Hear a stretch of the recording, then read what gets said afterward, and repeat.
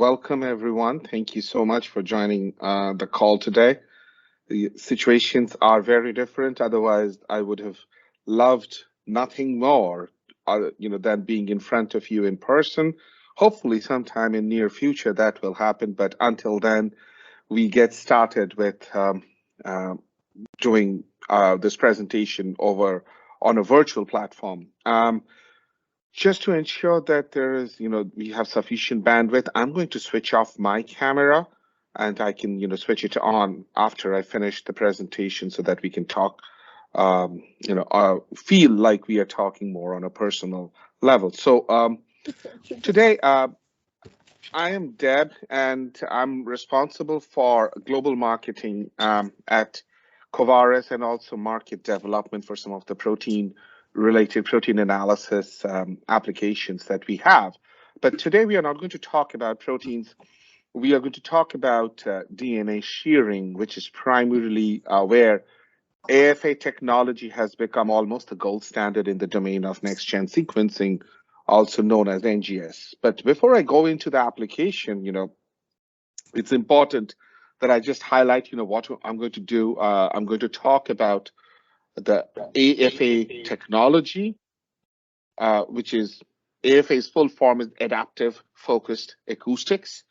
So it's an acoustic energy-based technology, and I'm going to highlight, why AFA is much better than any other common shearing technologies, such as enzymatic shearing. I'm going to introduce some of the ultrasonicators that we have, which are actually goes much beyond ultrasonication or sonication technology, highlight lots of applications, and I'm going to specifically focus on working with FFPE matrix, which is becoming very popular in today's world. And then, of course, what we can do together and answer any of your questions. So without further ado, essentially, AFA is an acoustic energy. So this acoustic energy is provided to the sample via a transducer that is directed in a very focal manner to the sample, which is either in the form of a tube or in a 96 well plate that rests in a water bath. So what are the benefits that AFA has in this case is this energy goes through the water bath and hence the temperature is very controlled as opposed to running the risk of heating up your samples, which can potentially cause a lot of degradation, as we all know. It also doesn't warrant you to use a lot of energy. You can actually use very less energy to provide enough shearing, disruption to the tissues, lysing power to the cells, and then shearing of the DNA that you are extracting from the tissues, cells, or any other matrix of choice. Because of this process, it is non-invasive in the sense that this technology is not actually something that gets added to your sample. It sits outside of your sample plate, tube, whatever you are using today. Hence, it is offering a lot of reliability and reproducibility that is typically not obtained from anything else. Now, to the right of the slide actually highlights, the top talks about, essentially the temperature gradient that you see in a bath sonicator, which is pretty much uncontrolled. And for probe sonicators, also the temperature is all over the probe going into the sample vial or plates or wells, whatever you choose to, which is providing a lot of energy, a lot of pressure over a period of time, which is longer than how much would be used in the AFA technology. So what happens to your sample when it is exposed to a lot of pressure, a lot of heat, uncontrolled heat over a long period of time? Of course, the sample is going to degrade, which you do not run into the risk of when you are using AFA. Now, how does this work? So basically, the way it works is it creates a cavitation bubble. The energy comes into the sample vial and creates a cavitation bubble into the vial. And this energy over a period of time, when it pulses through, it causes these multiple of these bubbles, lots of these bubbles that eventually merges and it implodes. And because of this implosion, it causes a shearing energy or a shearing effect on the analyte, resulting in its shearing. Or in this case, DNA, as we are focusing on today's presentation. So the way we are working, it's basically the frequency or the wavelength of the technology that primarily decides the fate of why AFA is so much more powerful, yet so much more efficient compared to anything else. So if you think about it, typical sonicators and the energy range that we are seeing over here, the frequency is much longer for AFA. Now, this frequency is also used for diagnostic imaging. So ultrasound and so on and so forth, they all use this kind of frequency, this level of frequency. So what happens as a result of that this frequency being long, it gives you very short wavelength, which in turn helps the energy to focus directly on the sample and not go all over the place. That's why it is so efficacious, so much more efficient. Now, if I think about it, it is not just about cell lysing or tissue disruption or DNA shearing. AFA can be used at every single step of an analytical workflow, whether you're starting with frozen samples or working with just fresh tissues, organoids, cells, from disruption of the tissues to homogenizing the sample to cell lysis to extraction of DNA, RNA in this particular presentation, purifying them, isolating them, and then shearing the DNA. AFA can, in its different capability, can actually enable every single of these steps. Now, remember, the frequency is what we provide, but how long you want to pulse your sample with, that energy, what power settings you use, these are all customizable. You have full control of those. So you can actually figure out or optimize your experiment based on the need. So of course, when you're trying to homogenize, you don't necessarily need to use an AFA energy to that extent as you would when you're trying to disrupt the tissues and extract your analytes out of the tissues. So that gets me to the next step, which is basically why AFA is so much better compared to enzymatic hydrolysis or enzymatic digestion is typically used in the domain of DNA shearing. Now, enzymatic has been used for a long, long time, but AFA, ever since its inception into this world of, especially next-gen sequencing, it was inducted as part of the Illumina workflow, and it has become since then a gold standard for DNA shearing. Now, the primary reason why it is gold standard is because it is independent of the concentration of your sample. It can provide shearing capability, efficiency equally, regardless of the concentration of the analytes. As I mentioned, it sits outside of your sample. It can actually retain or control the temperature very well. So those are added benefits. And it does not require your DNA to be pre-treated for any reason whatsoever prior to doing the shearing. So you can actually do it all in the same plate. So in a sense, you get better control of your system with adaptive focused acoustics. It doesn't have any GC bias. So enzymatic cleavages or digestion would always have a sequence bias because chemical moiety, it gets attracted to another chemical moiety in a certain way, which in turn introduces a lot of variability, whereas this being a non-invasive energy coming into the sample, it doesn't recognize any specific sequence over another one. It is a comprehensive approach. It can actually facilitate and enable any throughput requirement. So from single sample to 96 to 384, in between 8 strips and 24 samples, everything can be supported and scaled up or down based on your requirements, which gives it robustness, reliability, and reproducibility, as I already discussed.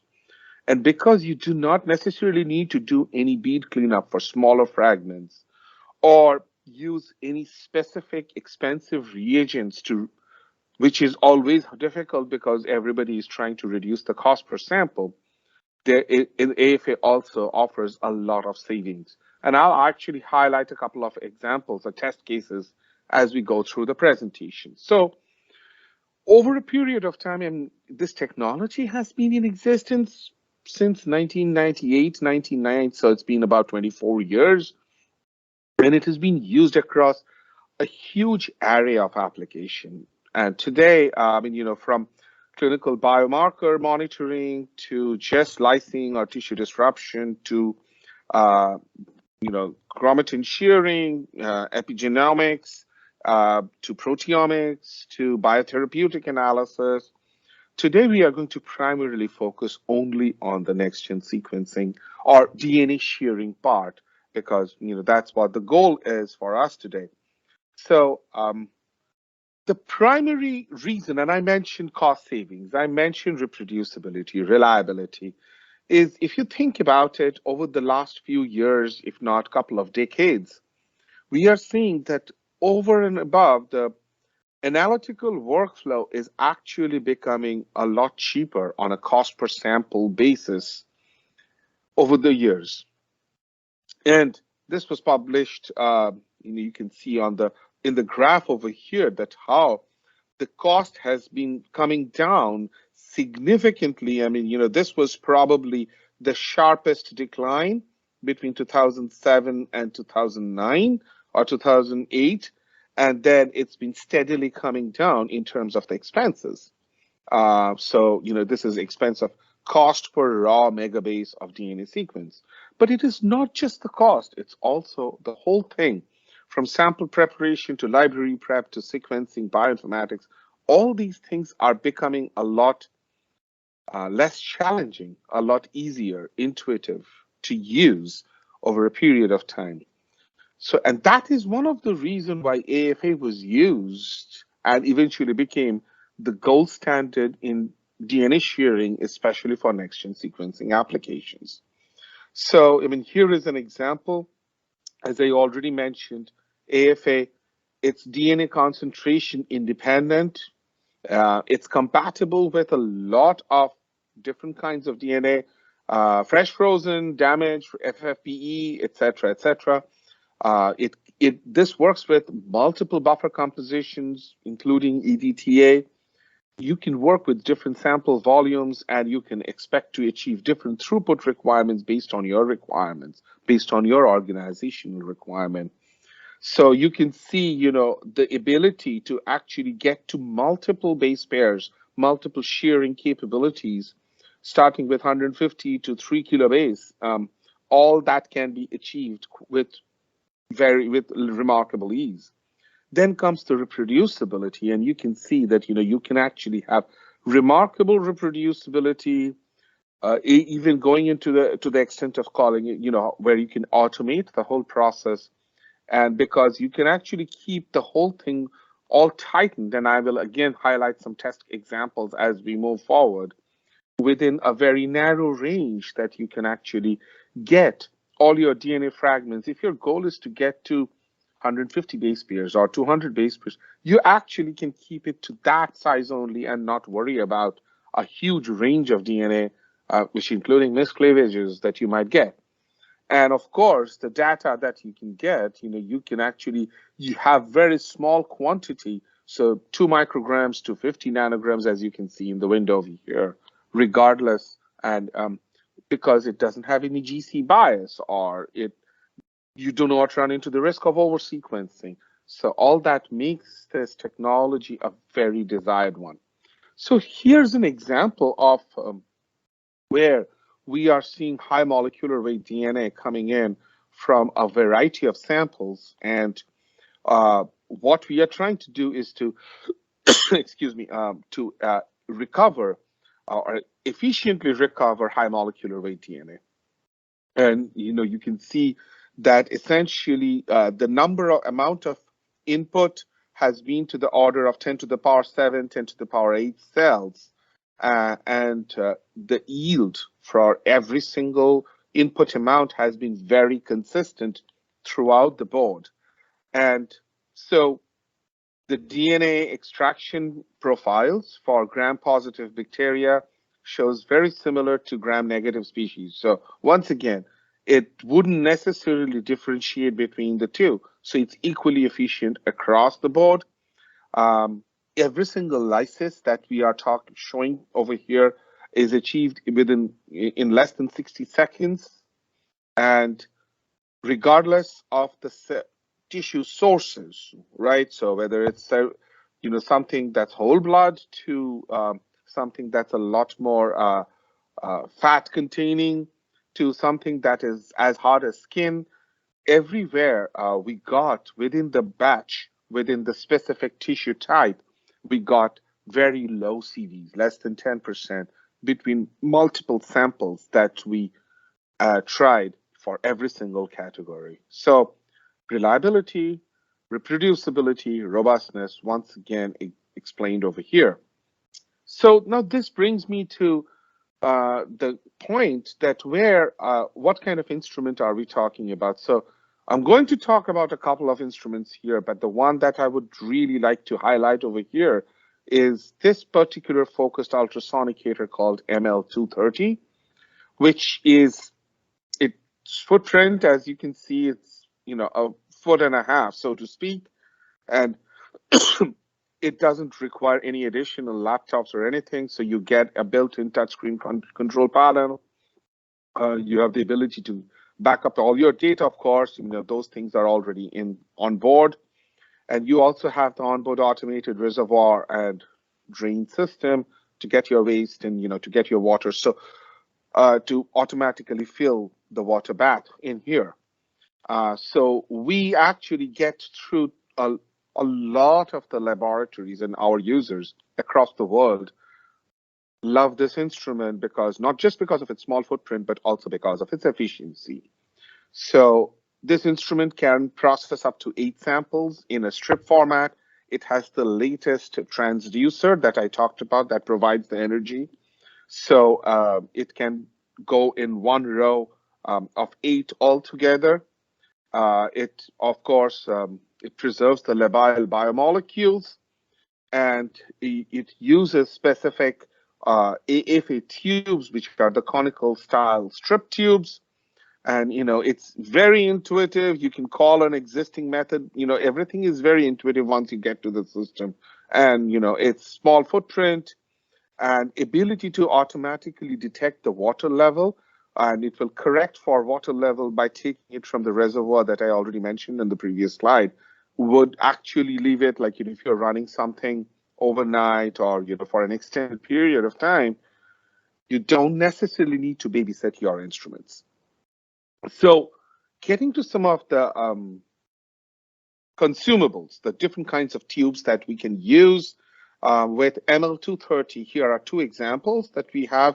The goal was to get to, this is using a microtube going to 50 to 150 base pairs and also 350 base pairs. So 350 base pair was done, of course, in smaller time, a shorter time compared to the 150 base pair shearing. So, and on the other one, which is we are looking at the AFA conical tube that I talked about. We are looking between 175 base pairs, that is done in 5.5 minutes, and 350 base pairs is also done in 2.5 minutes, as is the case with the other consumable. So you can see over here the the reproducibility for each of the base pair fragments. That I think is very, very beneficial to note that if you put in 8 samples, 16 samples, 160 samples or 1,600 samples, and you are doing it, over a period of time, and your goal actually is to get to 150 base pairs or 175 base pairs, you can be rest assured that your 175 base pair shearing will be remarkably reproducible for every single sample type that you introduce in there. So Here are some examples of DNA shearing with clinical samples. And in this particular case, what we are doing is to, the goal was to actually provide reproducible shearing for clinical samples for certain NGS assays that are using TSO 500 panel. And the samples were all FFPE samples. And this is an excellent example for me because eventually I will start talking about FFPE in a few slides down the line. So the goal over here was to actually shear the DNA with fragments between 90 to 250 base pairs. And what we have got over here is a turnaround time of less than 15 minutes. So shearing is happening independent of DNA concentration. Once again, I mentioned that, and doesn't matter whether you are starting with a 3 kb or a 30 kb fragment. You get a very tight distribution size with very little sample loss. And needless to mention, that accounts for reproducibility. So in this particular slide, we are showing the median insert size, the median exon coverage, and percentage of exon bases with 50x coverage. So all the DNA shearing experiments that were run, and we had certain requirements from the user or from the customer who was evaluating this, all fell within the spec. The DNA shearing QC results also came within the spec. The few samples that actually were Yesterday, were the data outliers. form, 31 million data form. Is there a question?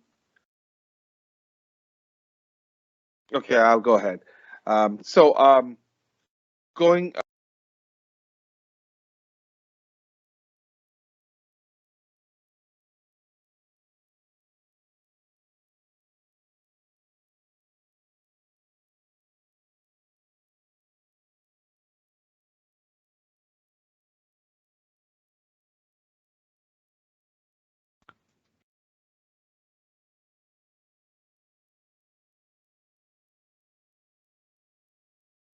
Sorry, Deb. Sorry, Deb. I think we lost your voice. Hello, Deb. Can you hear us?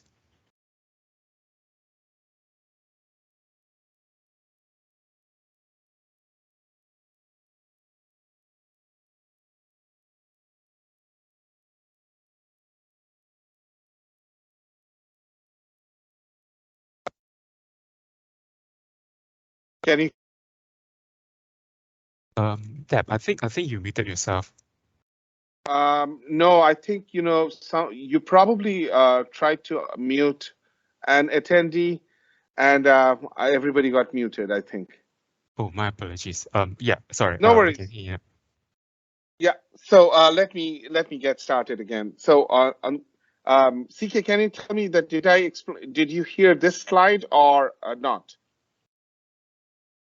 Yep. I think that maybe perhaps you can start with this slide again, if that's all right for you. Slide, which one?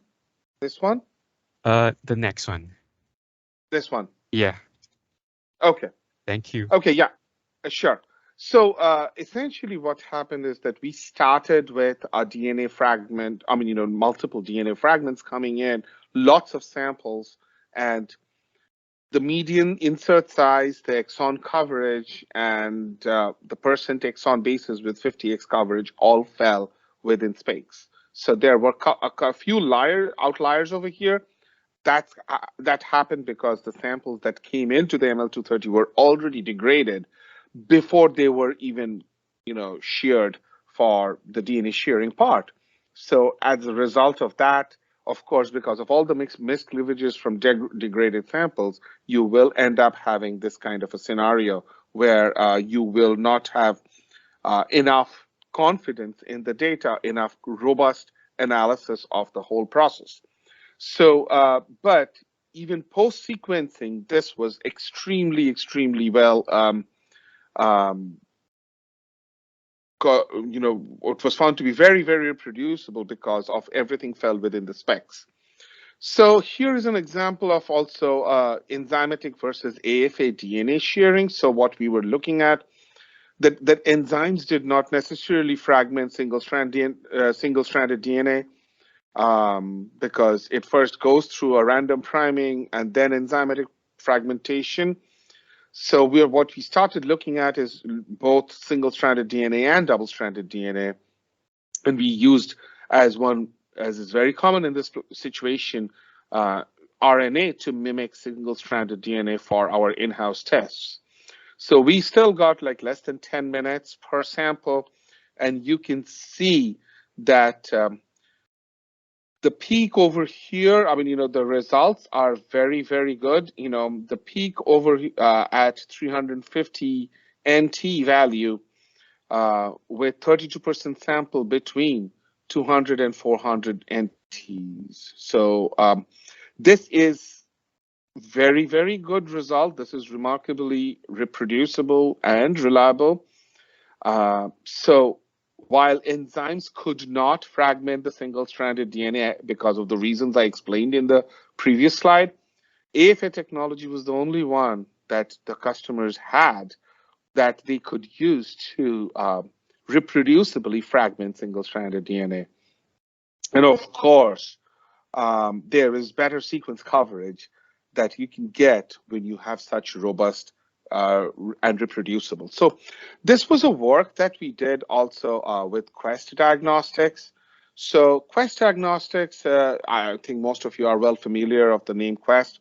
So they they were using AFA technology for some time, and then they went towards enzymatic shearing and stopped using AFA technology. And then over a period of time, they had lots of issues. And then back in 2019 or so, they came back to us and they were looking for AFA technology for fulfilling specific requirements. So they needed high throughput capability, which we definitely developed in between. They were looking for, a gold standard shearing, reproducible, reliable, which is what we are known for. The efficiencies that one can gain from, closing your eyes and being sure that you get the same result every single time. And they wanted to remove the complexities that they were facing primarily from enzyme-based fragmentation. So here are some of the examples that, they ran. Some of the, using one of our other ultrasonicator, they ran some of the lambda DNA examples to understand the initial performance. And you can see that, they were getting very, very, very robust, reproducible shear DNA value around 200 base pairs here. And so is the case with 200 base pairs over here. So they actually optimized the number of sample replicates that you can see over here. And so they increased the shearing time for a fixed volume of sample and still got very robust, reliable shearing value, which, which always had the same value every single time. So the time dependence did not make any difference. The number of sample replicates did not also make any difference to the outcome. So another thing that they found was, look at this insert length mean. I mean, this is how, what you get when you're actually using enzymatic fragmentation, right? So it's all over the place. I mean, you get all kinds of fragments, and somewhere you also get, the fragment of your choice, versus the mechanical fragmentation, which is AFA, that's what they are using here, was all within a very tight range. So you don't necessarily need to worry about, purifying a lot of your failed sequences that you don't necessarily need for the next round of amplification that you have to do from that point on.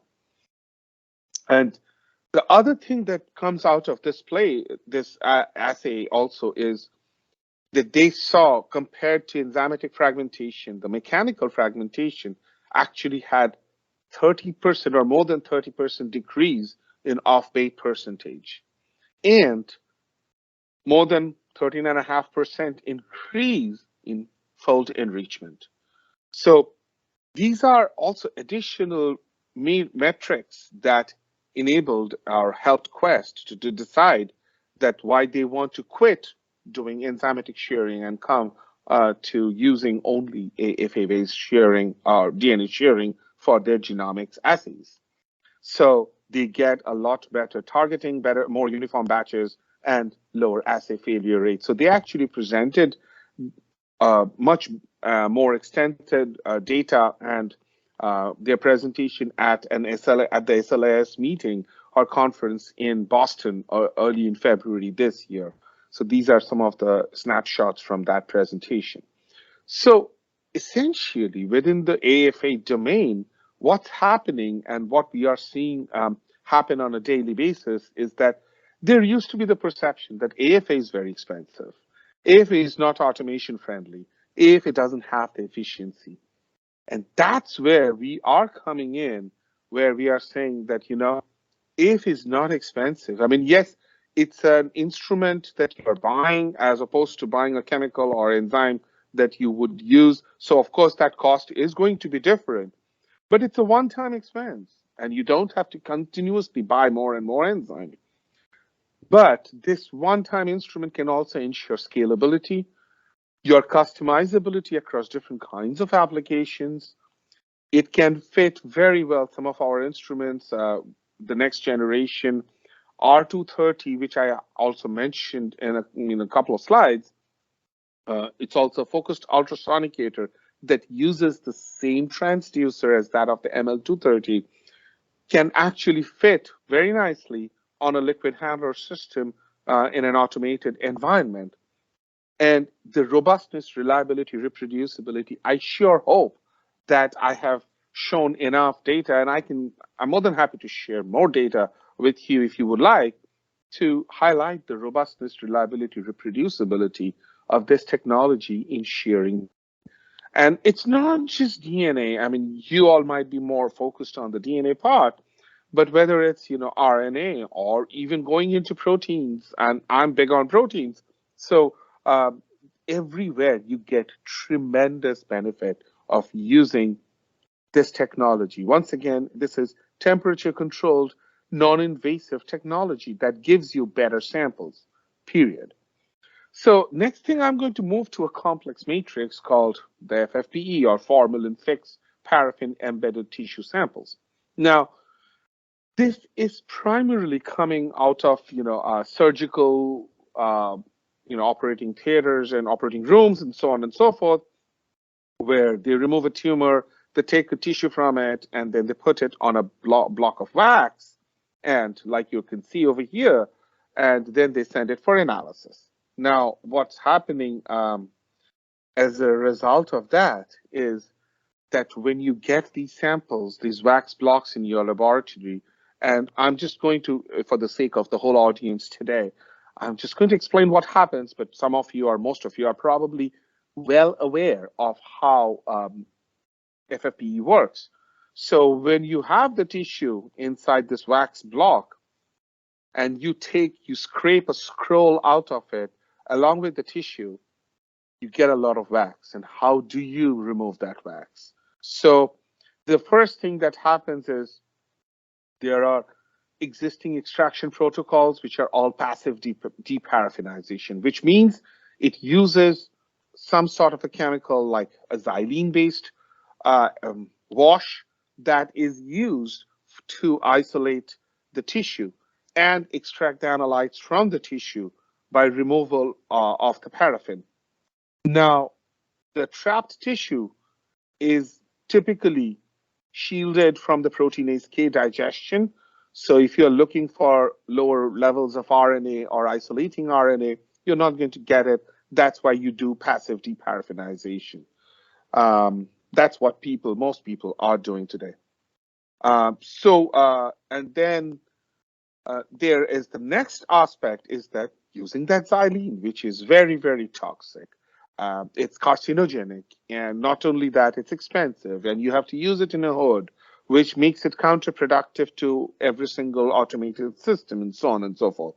So that is another challenge that is quite big. And the other aspect is that it's one thing to dissolve and remove the paraffin, but what happens when you actually get the tissue? How do you guarantee that you can maximize the yield of your analytes from the tissue? You get the maximum amount of DNA, maximum amount of RNA. So I'm going to start with first and foremost the ML230 based kit that we have, which is manually operated, and you can see the workflow to the right of the screen. And the three pictures talk about here, you do not need to use any xylene. So no chemicals needed, just the AFA energy is good enough that can emulsify the paraffin in a matter of few seconds. So you can see over here, the leftmost picture, it's showing the FFPE, the scrolls obtained from the FFPE blocks. And this is happening post AFA, see how homogenized the sample is. And then once you follow the protocols, you can pellet the DNA, which is always in the pellet, and the supernatant controls has the RNA, and then you can separate them and you can do your analysis after reconstituting your pelleted DNA into a buffer. So we have the entire workflow and all the consumables ready. If you are interested, whether you are using a single tube or you are using an 8-strip, we can accommodate, we can provide customized workflows for every single of those throughput requirements. So what we are highlighting over here are some of the examples of, where we are using an AFA tube with a screw cap. The reason why we are using the screw cap is because you have to put, for every single tube, you have to put the scroll in. So you need the screw cap on top of it so that in presence of the energy, you don't have any splashing around out of the sample vial. So what we are showcasing over here are basically the value or the data that we have got. First and foremost, it's yield of RNA. And you can see that, we are using 2 microliters of the sample with 198 microliters of assay buffer. And the final volume was eluted at 50 microliters. And you can see that, we are using 2 different kinds of tissues. One is the light blue one is kidney, and the dark blue are the liver tissues from the FFPE block. So typically, based on the RNA yield that we are seeing over here, the FFPE for the liver, which is the dark blue one, the total nucleic acid had higher yield than, whether we use 2 different kinds of instruments and we got higher yield for the total nucleic acid for the liver tissue on both situations. For the kidney, the total TNA, which is the total nucleic acid, were comparable between the 2 instruments that we used. So needless to mention, you get very reliable. Once again, look at how narrow the range of the yield is. So basically, it's highly reproducible. You don't have the person CV worries that typically most of the people are always worried about. Similarly, the DV200 value for RNA, which is basically a parameter that is used for understanding the quality of RNA. And we use the bioanalyzer RNA 6000 nano kit. And we didn't find any statistically different value between the extraction conditions for each of the tissue types. So once again, we used 2 different instruments with magnetic beads, and we got very similar data, very similar RNA quality from both the tissue types. And so between the 2 liver and the 2 kidney sample types, we got very similar results. So reliable, reproducible, and then there are some other parameters that we use, such as that, we used a TACMAN master mix. So to normalize the samples and the kits and the instruments, when we change from one to another, did not really make any difference on the total yield and the quality of RNA. Similarly, on the DNA side, so RNA was from the supernatant, as I mentioned in a previous slide. The DNA was first, the pelleted DNA were reconstituted in the sample, and then, the DNA was extracted. We saw significant, good yield of double-stranded DNA. Once again, total volume of 200 microliters with 5 microliters of sample, and with an elution volume of 50 microliters. And the kits and the instruments did not really impact the yield of DNA from the two tissue types. I mean, in this particular case, unlike the RNA, you can see that the kidney and liver for the ML230 instrument resulted in very similar yields in both cases. So that's another good thing, that it's the protocol. Remember, it's the workflow that guarantees you a standard amount of yield of DNA in this particular case. So you don't necessarily need to worry about, oh, if I don't have a certain instrument, I will not get enough yield. So we also use the Kappa kit for for quantification and for QC.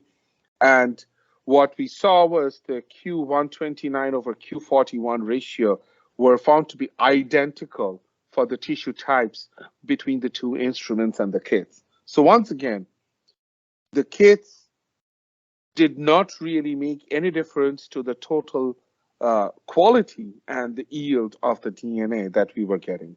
Now, the next part from this was like 8 samples or single samples. Next part is that if you're working with hundreds to thousands of samples on a daily basis or weekly, monthly basis, you probably have an automation system.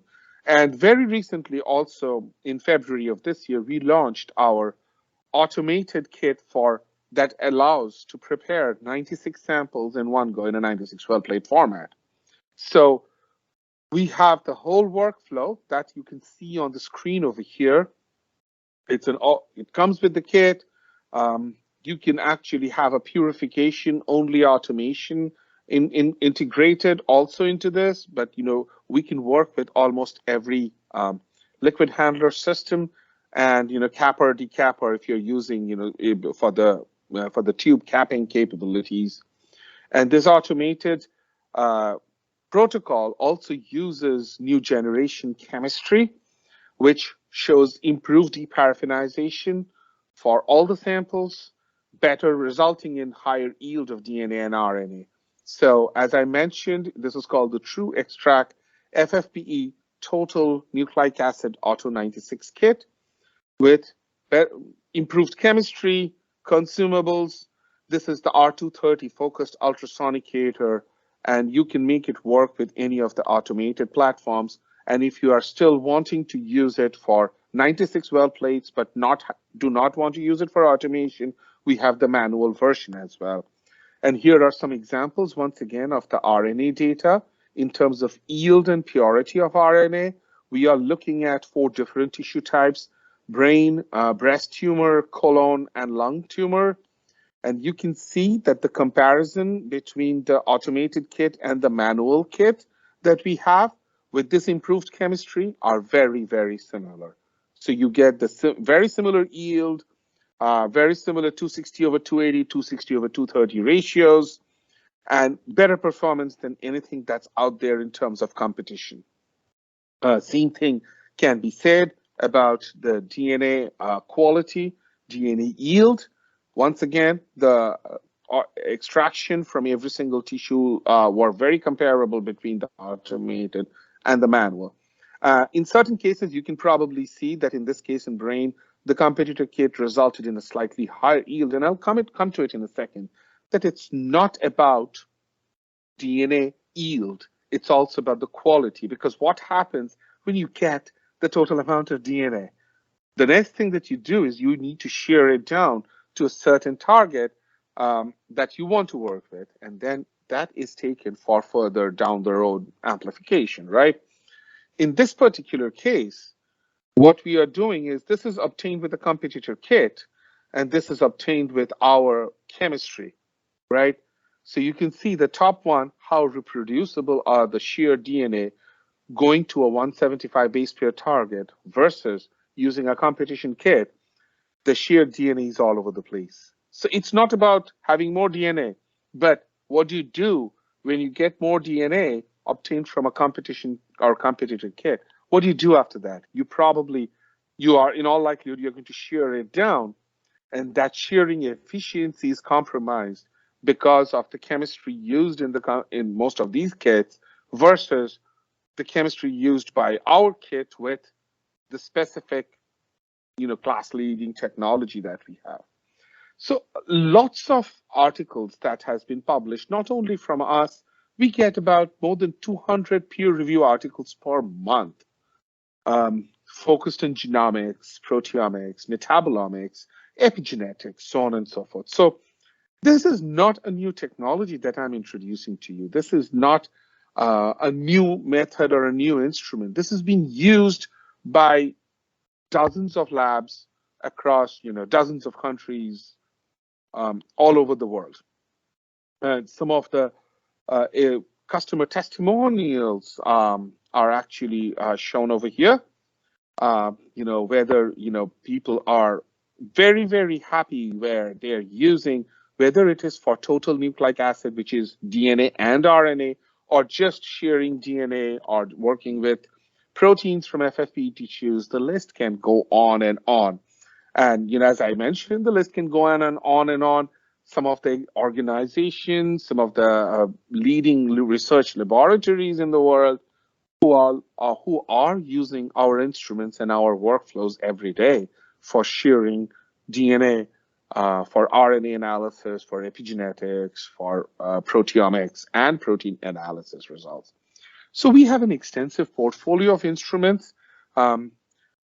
Over a period of time, it has grown tremendously. What we are talking about over here is that I showed you ML230 extensively through this presentation. That's why I didn't keep it here. I briefly mentioned the R230, which is our latest and the best. And these are the two instruments that provides a lot more power, but they're also a little more expensive compared to other instruments that are there. We also have something called the CryoPrep, which provides some significant advantage for working with tissue samples, which is frozen, and then smashing it down to smaller homogeneous particles or components, and for analysis from that point of time. So that's extensively used also for high molecular weight nucleic acid extraction. If it is also for long read sequencing, we have workflows on the instruments like the R230, where we can actually support 3 kb shearing, 5 kb DNA shearing in both 96 as well as in 384 well plate format. And I'm more than happy to share some more information if you are interested in that. So last but not the least, we have an extensive presence all over the world. In the Asia Pacific, our main contact point for Covaris' perspective is Dr. Shin Lee, who is the Director of Business Development and our Principal Scientist managing all of Asia Pacific. So feel free to reach out to him, and feel free to reach out to CK and others at Apical for all your questions, requirements.